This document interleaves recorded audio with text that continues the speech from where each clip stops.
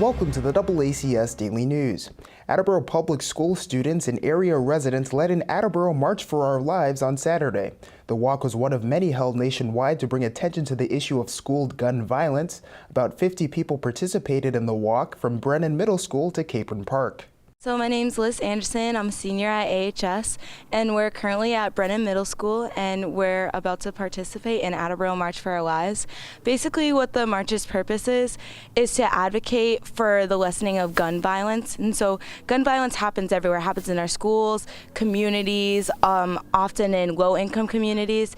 And so basically what we're advocating for is for change in gun control and also just safety measures and school measures, like security measures, like changing how we buzz people into our schools, you know, getting ID cards, things like that. So it's a wide scope of issues that we want to solve. And I just want to emphasize that we're not anti-Second Amendment. We believe that the Second Amendment should be preserved. We just are advocating for common sense gun control, which is to us proper background checks, mental checks. You know, in Massachusetts we have very good gun control laws, and we just want to see that enforced federally to help lessen the tragedies that are occurring in our country. So we're marching from Brennan to Capron Park, and we chose specifically in March because as we've looked through multiple, social protests throughout American history, it's always been student voice and just voice of people in the country speaking out against things that they see as wrong and bringing change. And so if nobody's talking about it, then change doesn't happen.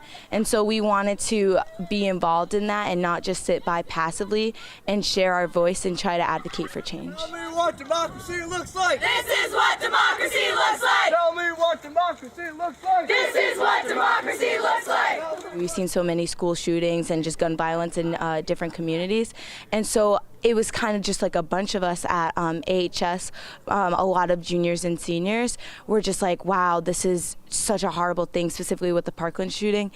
We were following news sources, CNN, Fox, things like that, and we're like, these kids are speaking out so much, we should get involved in that too. And so I can't say that there's one student who started this in rally troops, because it was just like a bunch of us talking collectively as how horrible the tragedy was, and then us deciding, let's get together and do something about it. I can say, me and Rachel, we've always been cordial, you know what I mean? But we've never actually been friends where I go out and I text her, I hang out with her and things like that. And so I feel like one of the greatest thing about planning this march is I've met so many people that I literally have, I've seen around in school, and but I've genuinely become great friends with these people. We talk to each other, we have a huge group chat and we talk to each other about things related to the march, but we also just have casual conversations, and it's just really nice to meet new people in different grades. It's cool to see how no matter your age or your beliefs, because there's